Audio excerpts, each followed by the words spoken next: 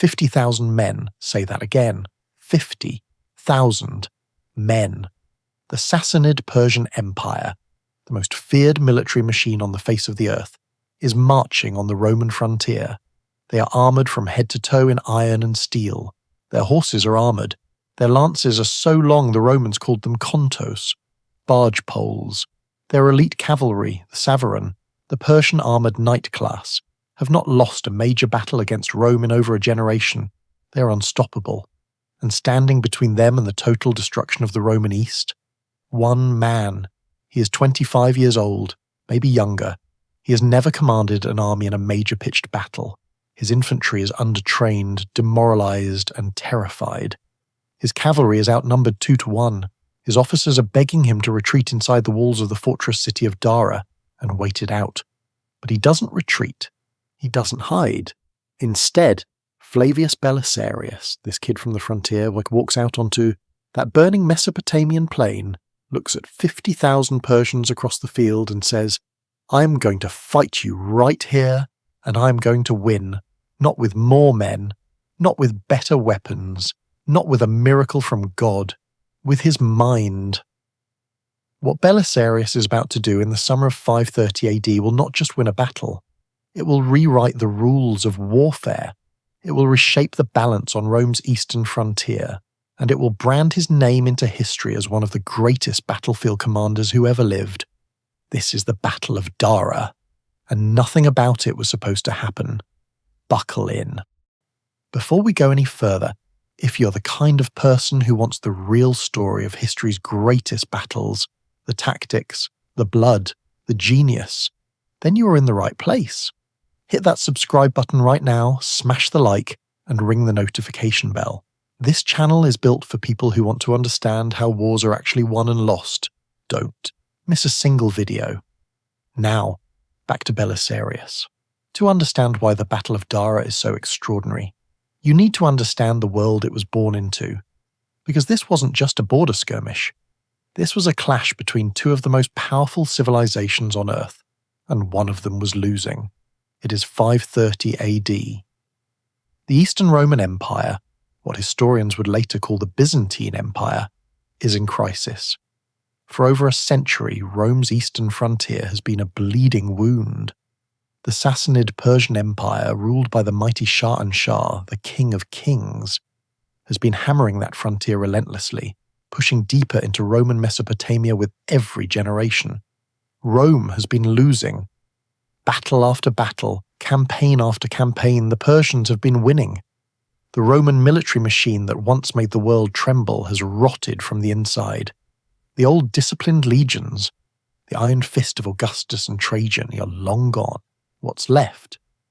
Are poorly paid garrison troops, undertrained border units, and a cavalry force that, while it has potential, hasn't found its identity yet. In Constantinople, a new emperor has just seized the throne. His name is Justinian I. He is ambitious, relentless, visionary, and he has a dream. He wants to restore the Roman Empire to its full ancient glory. He wants to retake North Africa, Italy, Spain. He wants to rebuild the empire of the Caesars. But first, he has a Persian problem. A very large, very armoured, very angry Persian problem. Let's talk about what Belisarius is actually facing, because this matters enormously to understanding what he achieves. The Sassanid Persian Empire of the 6th century fields arguably the most powerful heavy cavalry force in the world. At its heart is the Savaran, the Persian armoured knights. These are not just soldiers. They are an ironclad aristocracy on horseback. Big men, mounted on massive Nisaean war horses, a breed developed over centuries, in the ancient region of Media, in what is today western Iran, specifically to carry the enormous weight of full-armoured cavalry. Man and horse both encased in mail and lamellar plate from head to foot. A Roman soldier, eyewitness to these warriors, wrote that their armour was so complete that arrows could only find purchase through the tiny slits opposite the pupils of their eyes. Each Savaran carries a heavy lance and often a composite bow. Each one is accompanied by lighter retainers who serve as outriders and support cavalry. The Persian shock attack, a mass charge by these armoured knights shoulder to shoulder, lances levelled, is the most devastating cavalry assault of its era. It has broken Roman lines for decades. Alongside the Savaran are elite heavy cavalry formations that Procopius refers to as the Immortals, a prestigious label evoking the famous corps of the ancient Achaemenid Persians. Modern scholars treat the name with some caution as an official title, but the military reality it describes is not in doubt. The Persians fielded first-rate shock cavalry held in reserve for decisive moments, both man and horse encased in iron plate, deployed exclusively to shatter an enemy battle line beyond any possibility of recovery. Rounding out the Persian force is a mass of infantry levies, peasant spearmen with wicker shields. As Procopius makes clear in his account, Belisarius had no illusions about the fighting quality of these men. They are a passive element in the Persian battle plan, but the Persians don't need them. They have 50,000 men and 20,000 of the best cavalry on the planet. Now, contrast that with Belisarius. He has been appointed commander of Roman forces in the eastern province of Mesopotamia, modern-day northern Iraq, by Justinian himself. It is an appointment born of both imperial trust and military calculation. Justinian has seen something in this young officer, something sharp, something cold, something precise. Belisarius has, by 530, led cross-border raids into Persian Armenia with his personal household cavalry, his Butzelari. He has seen the Persians fight. He has studied how they move, how they charge, where they are strong, and, critically, where they are vulnerable. He has a theory. But he has never tested it at scale. He has roughly 25,000 men, about 15,000 cavalry and 10,000 infantry. His infantry in particular are a liability, demoralized, under-equipped, frightened. Some of his own officers counsel him to retreat into the fortress of Dara and force the Persians into a siege. At least inside the walls they might survive. Belisarius rejects this completely. He has two weapons the Persians cannot account for. First, his Huns. Approximately 1,200 mercenary horse archers recruited from the Masajte steppe peoples, alongside roughly 300 Herulian Germanic cavalry who had long served under the Hunnic banner, remnants of the confederacy that had terrorized Europe under Attila. Superb riders, devastating archers, fearless and fast, impossible to catch and impossible to stop. Second, his own Butzelari. His personal household regiment, roughly 1,500 elite cavalry that he has personally trained to do something no other Roman cavalry unit could do. Fight as both heavy lancers and mounted archers. Dual purpose, lethal at range and lethal in a charge. And most importantly, he has a plan. What Belisarius is about to design in the days before the Persians arrive will transform the dusty ground before the city of Dara into the most cunningly constructed killing field in the ancient world. He's going to dig. Open ground. That is the problem. Two words that, in the summer of 530 AD, represent a death sentence for any Roman commander who takes them lightly. The battlefield outside the fortress city of Dara is a flat, open Mesopotamian plain. No mountains cutting through the centre. No rivers splitting the field is half.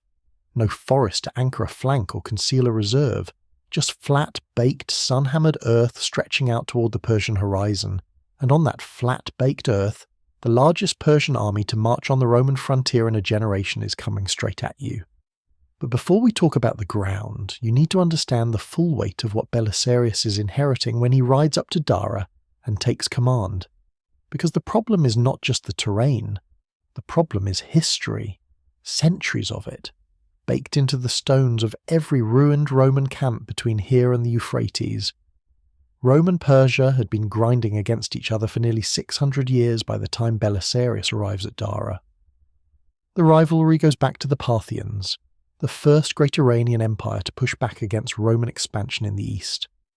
In 53 BC, the Parthians lured Marcus Licinius Crassus, one of the three most powerful men in Rome, so rich he could personally fund a war, into Upper Mesopotamia, near the city of Kari, in what is today southeastern Turkey, and destroyed him. 7 Roman legions gone, 20,000 men killed. 10,000 captured and marched into slavery in the Iranian interior.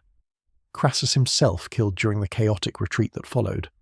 The golden Roman eagle standards, the most sacred objects in the entire Roman military tradition, more important than any general's life, were captured and paraded through Persian cities as trophies for decades. That wound never fully healed in the Roman psyche. Then, in 224 AD, the Sassanid dynasty swept away the Parthians and built an even more aggressive Persian empire, one with a messianic military confidence that went far beyond their predecessors. The Sassanids were religious nationalists. They believed the Achaemenid Persian Empire of Cyrus and Darius had been the rightful ruler of the entire ancient world, and that the Sassanid dynasty was the legitimate restoration of that empire. In their ideology, Roman control of Syria, Mesopotamia, Egypt, and Asia Minor was not a historical reality to be respected. It was a temporary usurpation to be corrected. In 260 AD, Sassanid Shah Shapur I did something almost unimaginable in Roman eyes. He captured a reigning Roman emperor in war. Valerian was taken alive after the disaster at Edessa. Shapur commemorated his victory in royal rock reliefs that still survive at Naqshi Rostam in modern Iran. Later hostile tradition added the story that Shapur used Valerian as a human mounting block, a detail that should be treated cautiously, as it appears in later sources and may be embellishment. What is not in doubt is the humiliation itself. A reigning Roman emperor taken alive by a Persian king, his capture carved in stone for all to see. For 3 centuries, the memory of that humiliation hung over this frontier like a shadow. This is not a new rivalry. This is an ancient wound that has never stopped bleeding. By 530 AD, the Sassanid military machine has been refined and perfected across 3 centuries of near-continuous warfare into arguably the most effective heavy cavalry force on Earth. And understanding exactly how that machine works is critical, because Belisarius has spent the weeks before this battle doing nothing except thinking about how to break it. At the core of the Sassanid system is the Savaran, the Persian armoured knight class. The word itself translates simply as horseman, but that translation is wildly inadequate. The Savaran are not soldiers who happen to ride horses. They are a martial aristocracy for whom war on horseback is the defining purpose of their entire existence. From the age of 5 or 6, the sons of Persian noble families begin training in the 3 disciplines that define the Savaran: horsemanship, archery, and lance combat. By the time a Savaran knight rides to war as a young adult, he has spent 15 years doing almost nothing else. His horse, typically a Nisaean breed, developed over centuries in the region of Media in western Iran, specifically for the demands of heavy cavalry warfare, is as much a weapon as the man riding it. Big, powerful, thick-boned horses, bred to carry enormous weight at sustained speed. Both horse and rider are armoured in a layered system of iron mail and lamellar plate, small iron or hardened leather scales laced together in overlapping rows, flexible enough to permit movement, strong enough to deflect arrows and blunt sword cuts. A Roman soldier who had seen the Savaran up close wrote that their armour was so complete that the only exposed flesh was the narrow slits opposite their eyes. The Savaran carries a heavy contos lance for the charge, a straight-bladed sword for close combat, a mace or war axe for fighting armoured opponents, and a Sassanid composite recurve bow capable of penetrating light armour at 150 metres. He is, in every literal sense, a weapon system, a human tank. Above, the standard Savaran, Persian commanders could field especially prestigious heavy cavalry formations. Procopius refers to these as the Immortals, a name evoking the legendary elite of the ancient Achaemenid Persians. Modern scholars are cautious about treating that label as a precise official corps name. What matters at Dara is simpler. The Persians had first-rate reserve shock cavalry, both rider and horse covered in full iron plate, deployed for one purpose: to shatter an enemy battle line so completely it can never reform. When those units go forward, it is not a tactical adjustment, it is a statement of intent. Behind all of this armoured cavalry is the Paean, the Persian infantry levy, provincial spearmen recruited from the farming interior, armed with spear and wicker shield, with minimal training and no expectation of playing a decisive role in a major engagement. Their job in the Sassanid tactical system is passive: stand behind the cavalry, occupy ground the Savaran has already taken, prevent a broken enemy from regrouping in the rear. They do not decide battles. They do not need to. The Savaran decides battles. The Sassanid battle plan in a major engagement is elegant in its simplicity. Commit the Savaran to the centre and both wings simultaneously. Use the wing cavalry to sweep around the enemy flanks while the centre engages directly. Hit the enemy line from 3 directions at once: front, left, right, creating a compression that collapses the formation from the outside in. Once the enemy breaks, the cavalry pursues and the battle becomes a slaughter.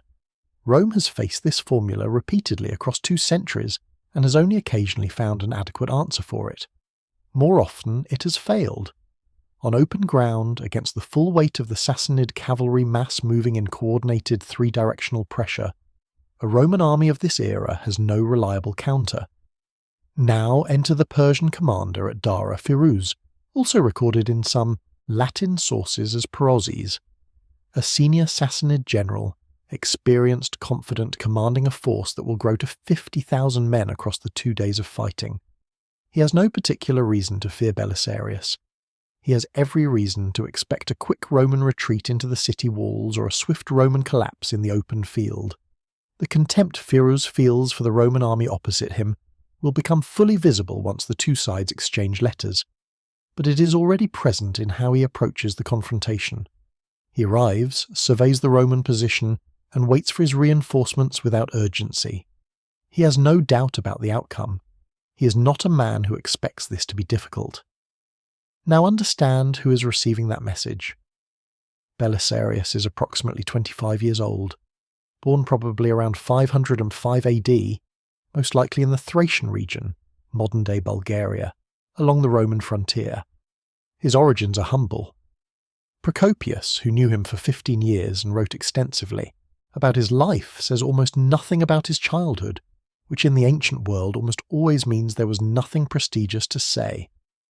He entered military service young, worked his way up through the ranks, and was eventually posted to the personal bodyguard of Justinian, not yet emperor at that point, but already the dominant power in Constantinople as the nephew and co-ruler of the elderly Emperor Justin I. When Justin died in 527 and Justinian assumed the purple alone, he gave Belisarius a senior eastern command almost immediately. He had watched this young officer for years.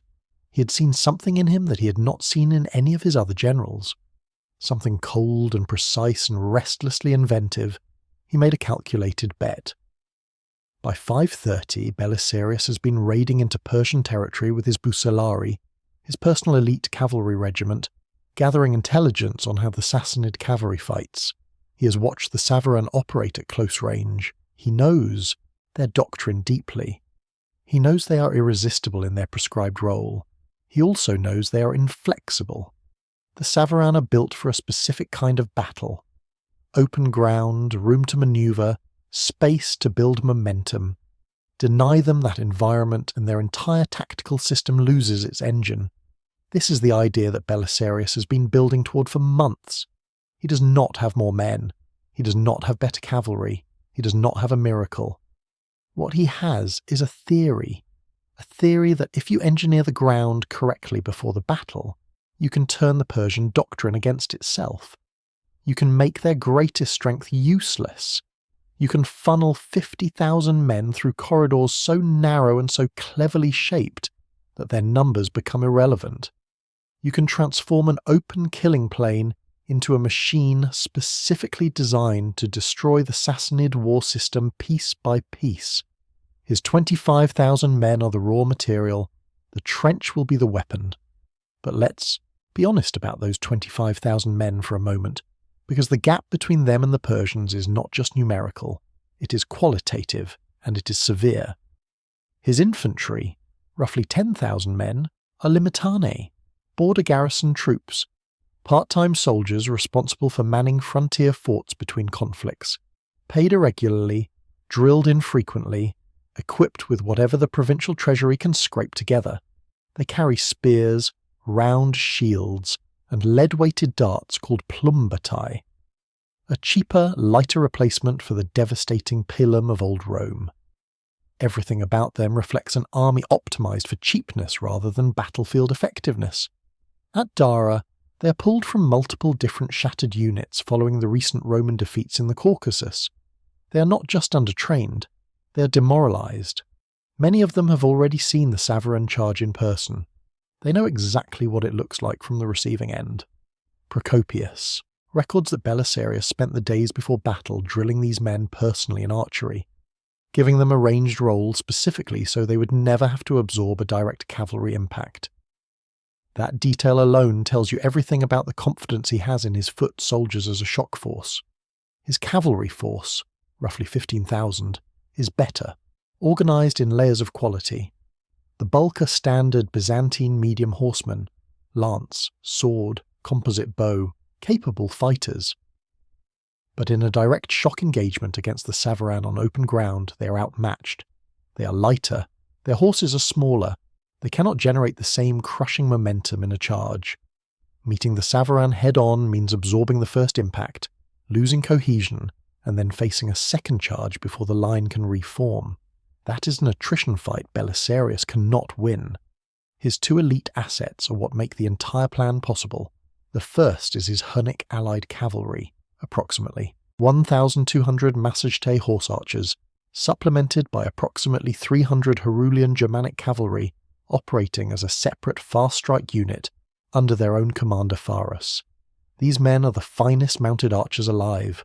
They grew up on horseback. Shooting at full gallop is as natural to them as walking is to an infantryman.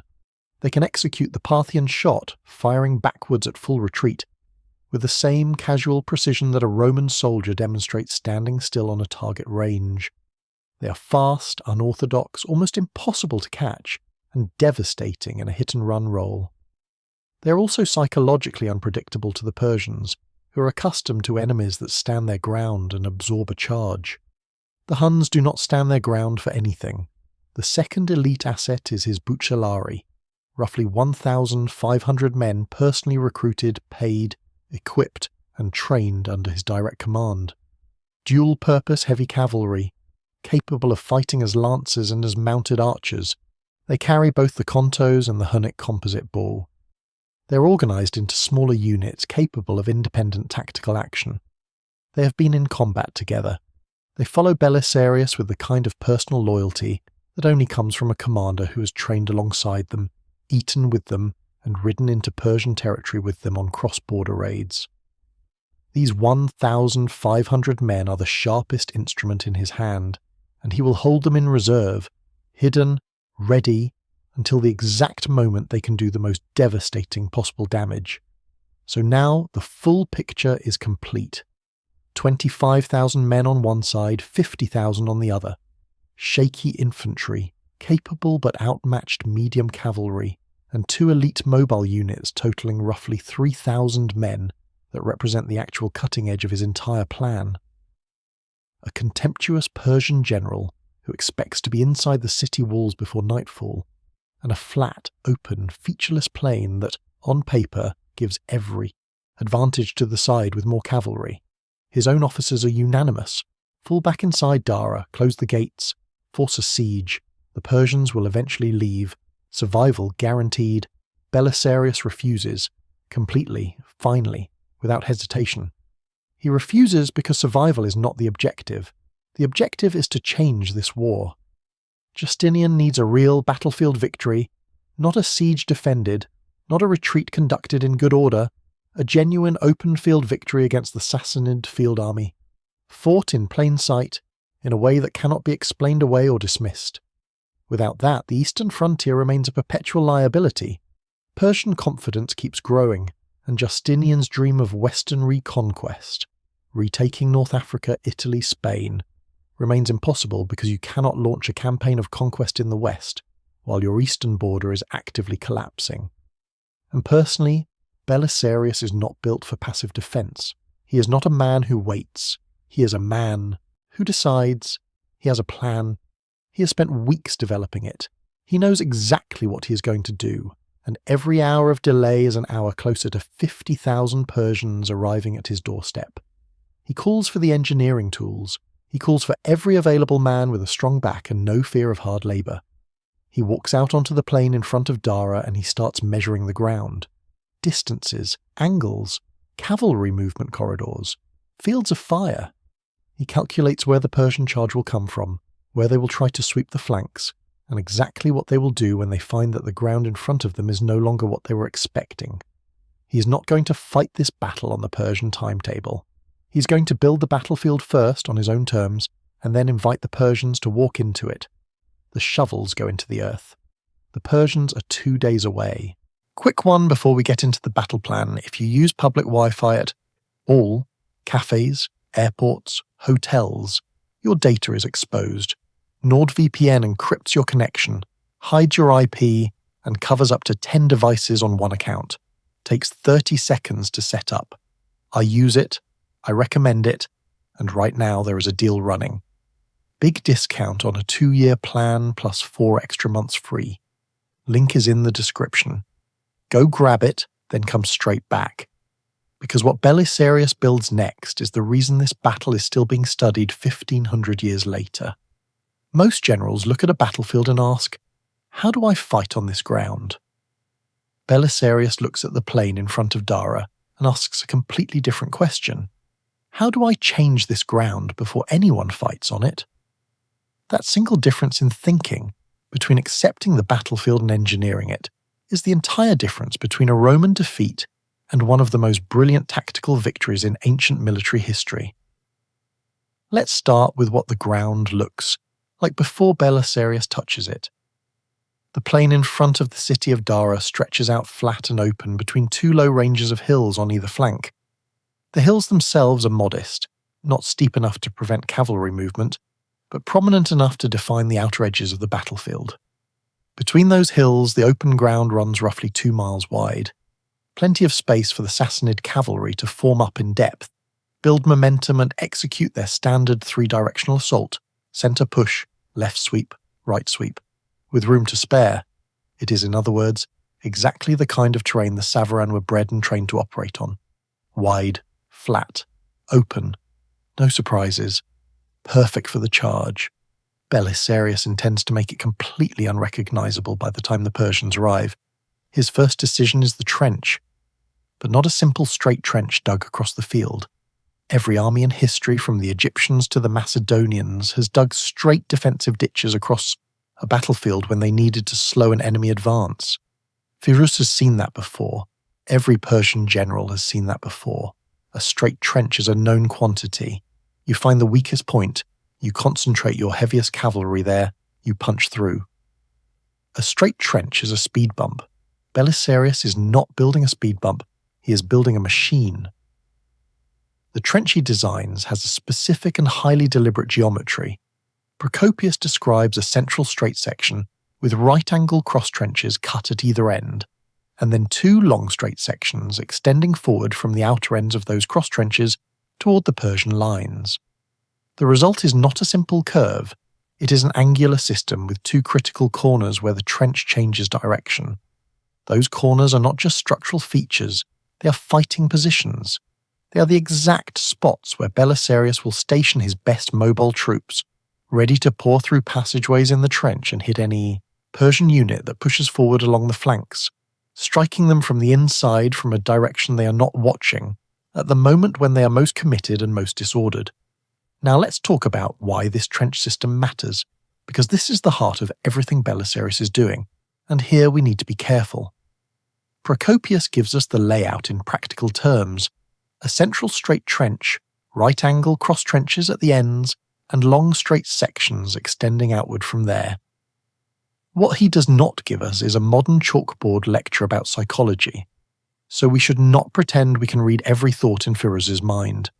What we can say is simpler and still deadly. A straight trench is predictable. This one is not. It breaks the field into angles, channels, and approach lanes. It creates 2 critical corners where Roman mobile troops can wait under cover of the geometry and strike fast when an attack commits too deeply. That is not speculation. That is exactly how the Romans are deployed. The Romans put cavalry at the outer extremities, angle reserves at the corners, and Belisarius and Hermogenes behind the middle. That means the trench is not just a barrier, it is a framework for counterattack. If the outer cavalry on either wing are driven back, the troops waiting at the angles can come forward into the attacker's flank. On the Roman left, the nearby hill also matters, because it gives Pharos and his 300 heralds a concealed route into the enemy rear at the right moment. So the real genius here is not a theatrical giant U or a psychological magic trick. It is controlled geometry. Belisarius has taken open ground, the thing that usually favours the Persians most, and broken it into a battlefield where his smaller, better-timed mobile units can strike from angles the enemy will struggle to answer. That is the point, and that point is enough. Now let's populate this machine with the specific units Belisarius places in each position, because the deployment is as carefully designed as the trench itself. The refused centre, the pulled-back section of trench closest to the walls of Dara, is where Belisarius places his infantry. 10,000 foot soldiers, his weakest troops, tucked into the most protected position on the field. The trench sits in front of them. The walls of the city rise behind them, meaning the fortress archers and artillery on Dara's battlements can provide covering fire over their heads and into any Persian unit that gets close. The infantry are given their archery role. They shoot at anything within range, and they are essentially told, do not move, do not advance, do not engage in close combat. Your job is to stand here and shoot. Belisarius has protected his weakest troops by making them an irrelevant tactical target, a section of line the Persians will deliberately avoid because it looks like a trap. On either advance flank, the two forward arms of the trench, Belisarius posts his regular Byzantine cavalry, roughly 6,000 horsemen on each side. Their job is not to win their engagements. Their job is to absorb Persian pressure, give ground slowly, and buy time. They are the anvil. They need to be steady enough to hold position under pressure long enough for the plan to work. The trench slows the Persian charge, disrupts momentum, and gives his cavalry the few extra seconds of breathing room they need to avoid immediate collapse under a Savaran impact.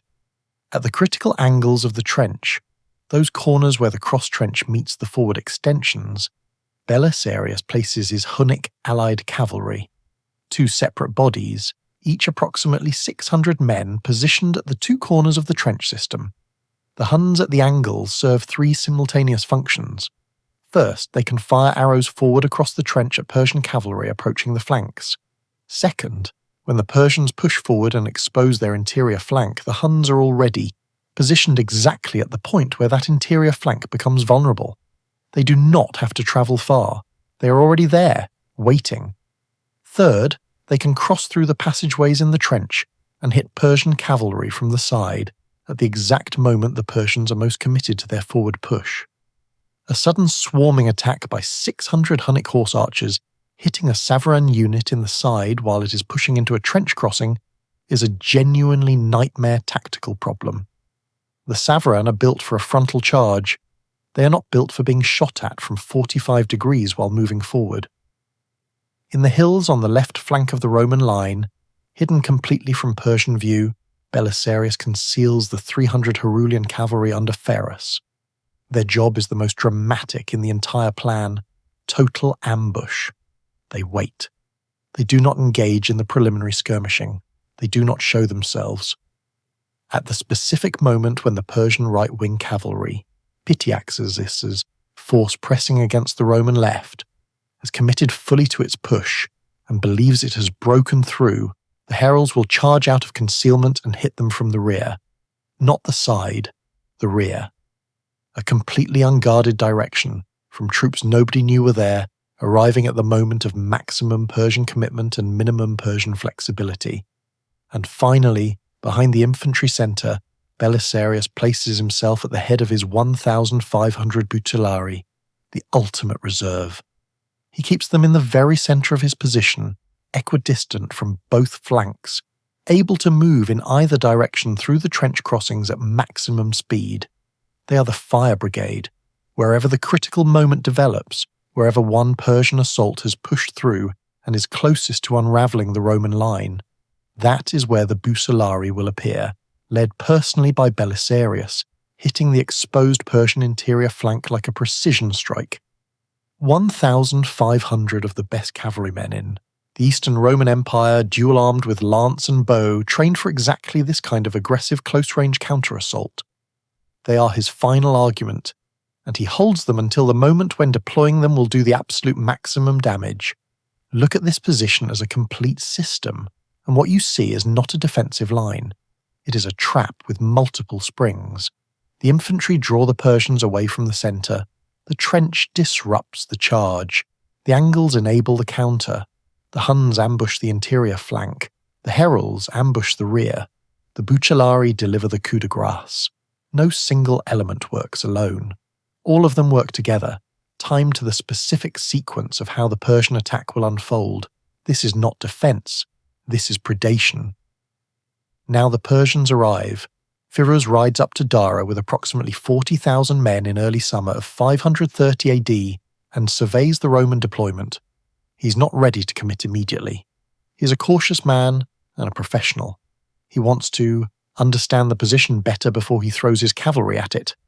And he is also waiting for reinforcements, another 10,000 men on the road from the Persian interior. So on the first day there is no general engagement.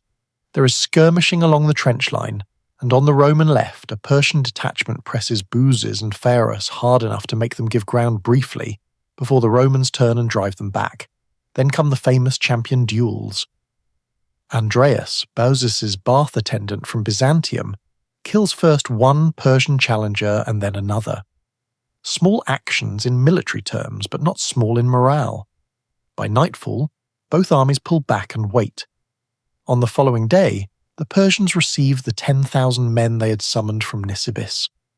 Only after those reinforcements arrive do Belisarius and Hermogenes write first to the Mirans, urging him to lead his army away and not stand in the path of peace.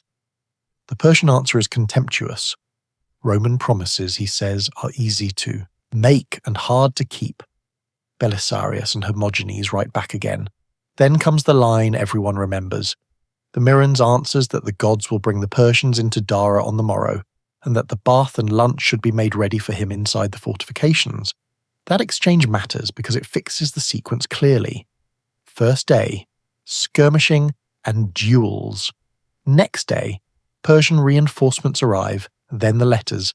Then on the succeeding day, the battle begins. By that point, the Persian army stands at about 50,000. The Roman army is about 25,000. The Persians still have the numbers, but Belisarius has chosen the ground, prepared the field, and forced the coming fight to happen inside a structure he understands better than the man facing him. Firuz has waited long enough. His reinforcements are in position. His full 50,000 men are deployed and ready. The plan is the classic Sassanid double envelopment. He has done this before.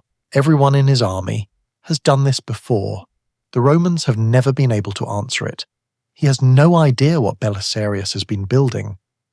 The battle opens with a vast exchange of arrows, both sides unleashing their archers across the trench at each other in a sustained preliminary exchange. Procopius records that the Persian volleys are heavier, their archers more numerous, but a wind is blowing from the southwest, directly into the Persian archers' faces. Persian arrows that would normally hit with full penetrating force are falling short or losing power before they cross the trench. Roman arrows, fired with the wind behind them, are landing with full energy in the Persian ranks. The preliminary archery exchange ends up being roughly even, and in some sections slightly favouring the Romans. It is a small thing. But in a battle where every detail has been engineered, even the wind is working for Belisarius today. Then Firuz makes his first major move. On the Persian right wing, led facing the Roman left, he commits the cavalry under Pityaxes. Several thousand Savaran horsemen, backed by the Cardassini cavalry, push forward toward the advanced arm of the Roman trench on Belisarius's left side. Their orders are to pressure the Roman left cavalry, force a crossing of the trench, and begin the flanking sweep that will eventually roll up the Roman line from that direction. The Roman cavalry on the left, under Baucis, engages along the trench line, arrow fire, feints, probing charges. Baucis is outnumbered and he knows it. His job is not to win this engagement. His job is to hold long enough for the trap to spring.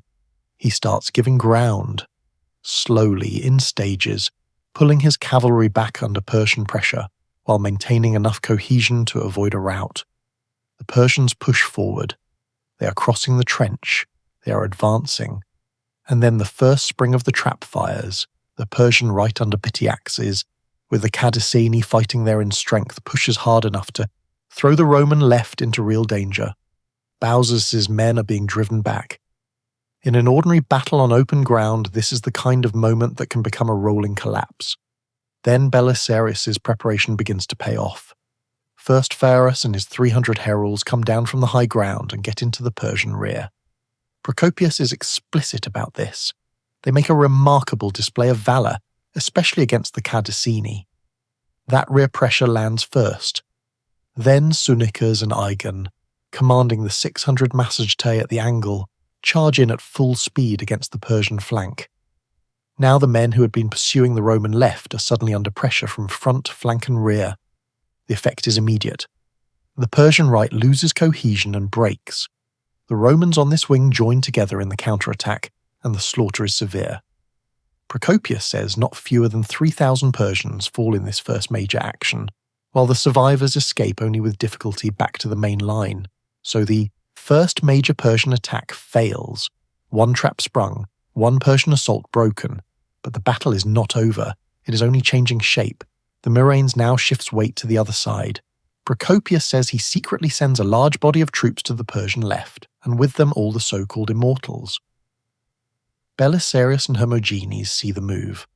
They react at once, ordering the 600 men under Sunicas and Aigan to go to the angle on the Roman right, where Simus and Ascan are already posted, and placing additional troops behind them. Now comes the decisive crisis. On the Persian left, Belisarius leads the assault with the immortals. They charge hard against the Romans opposite them, and this time the Roman wing does give way fast. That retreat is real. It is not theatre. The Persian pressure here is enormous, and for a moment it looks as if the Roman right may crack open. But this is exactly where the angular deployment matters. As the Persians drive forward in pursuit, the Romans, stationed at the angle on the right together with the men posted behind them, surge into the attack from the side. They strike the pursuers on the flank and cut the Persian mass into two parts. In the confusion, Sunicas strikes the standard bearer of Barzamanes. That is the hinge of the whole battle. The Persians who had been leading the pursuit now realize the danger and wheel around to face these new attackers.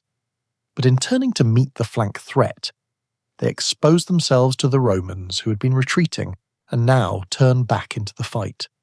For a moment, the Persian left is fighting on both sides at once. Then the immortals rush in with Barzamanes, trying to stabilize the line at the point of crisis. The Romans hold. Sunicas kills Barzamanes and throws him from his horse. That is the collapse point. With Barzamanes dead, Persian resistance on that wing breaks. Procopius says the Romans effectively close around them and kill about 5,000 in this second phase. He also says many of the Persian infantry throw down their shields and are caught and slaughtered in the rout. Add the two main killing phases together and you get the famous total of about 8,000 Persian dead. But it is important to say it correctly. Procopius gives roughly 3,000 in the first major action on the Persian right, and about 5,000 in the decisive destruction of the Persian left. Belisarius and Hermogenes do not let the pursuit run wild. They stop the Romans before victory turns reckless, fearing a reversal if men scatter too far across open ground.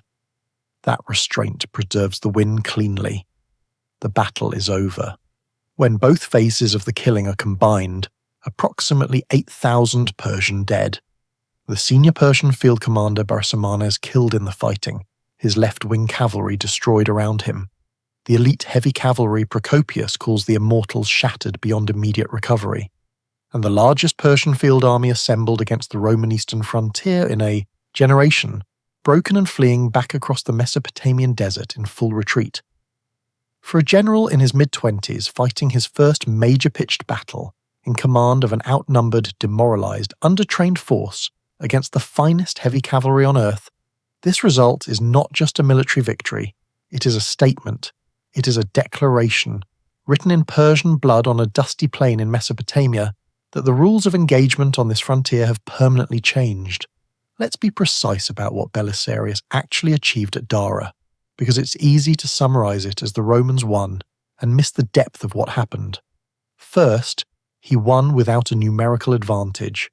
He was outnumbered 2-1 throughout the entire engagement. Every Roman commander before him, who faced similar odds on this frontier, either retreated into a fortification or was destroyed in the open. Belisarius did neither. He fought in the open, on ground he chose and shaped, and he won decisively. That has not happened on the eastern frontier in living memory. Second, he won without his infantry playing any meaningful combat role. His 10,000 foot soldiers, his weakest troops, spent the entire battle standing behind their trench section shooting arrows. They absorbed no charge. They sustained no serious casualties. The fact that Belisarius designed a battle plan that deliberately neutralized his own greatest liability, making his worst troops irrelevant rather than trying to compensate for them, is a mark of mature tactical genius that most commanders twice his age never develop. Third, he won through the timing and sequencing of his reserve deployments rather than through mass. The Herulians, the Huns at the Angles, and finally the Bucellari were all committed at specific, calculated moments when their deployment would cause maximum disruption to specific Persian units in specific states of organizational vulnerability. 3 elite units totaling roughly 3,000 men effectively decided a battle between 75,000 soldiers because each of those 3,000 were in the right place at the right time, executing a plan that left no moment to chance. Fourth, and perhaps most importantly, Dara proved that the Roman military tradition was not dead, that it had not been permanently surpassed by the Sassanid war machine, that a Roman general with a clear vision and the intellectual courage to engineer his own battlefield could beat the best army in the world. That proof mattered enormously, not just to the troops who fought at Dara, but to Justinian himself, watching from Constantinople.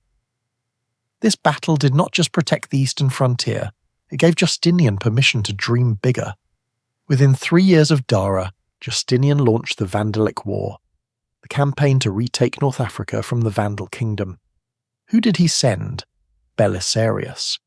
With an army of roughly 15,000 men against a Vandal force twice that size, operating thousands of miles from any support, Belisarius destroyed the Vandal kingdom in 2 battles and returned to Constantinople in 534 AD with the Vandal king Gelimer in chains, to the greatest military triumph the Eastern Roman Empire had celebrated in over a century.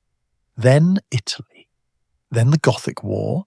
Then the Persian frontier again.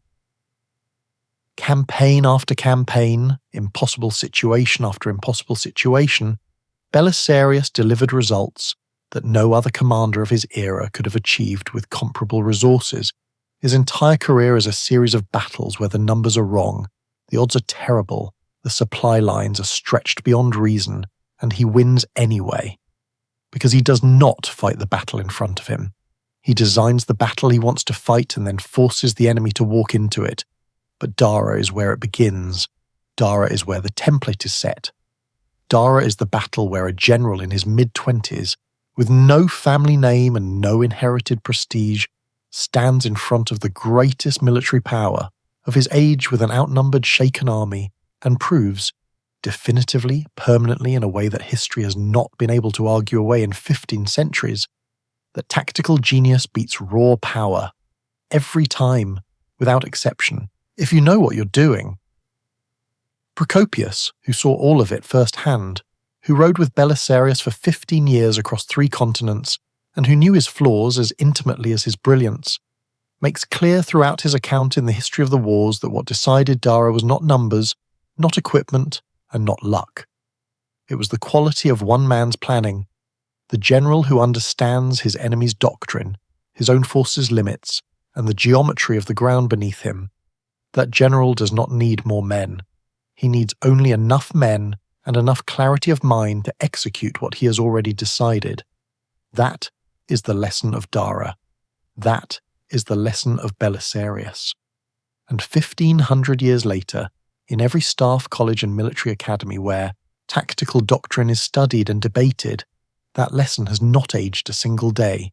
If this video did anything for you, if the story of Belisarius at Dara hit the way it was supposed to hit, then do not stop here. There is an entire world of battles like this one waiting for you on this channel. Battles where the numbers are wrong and someone wins anyway. Battles where one decision changes an entire civilization. Battles where the difference between survival and annihilation is not weapons or manpower, but one man with a clearer picture of the field than everyone else. If you have not subscribed yet, do it now. Every new video on wars in history is built the same way this one was. Deep research, real tactics, the brutal truth about how these engagements actually worked and why they matter.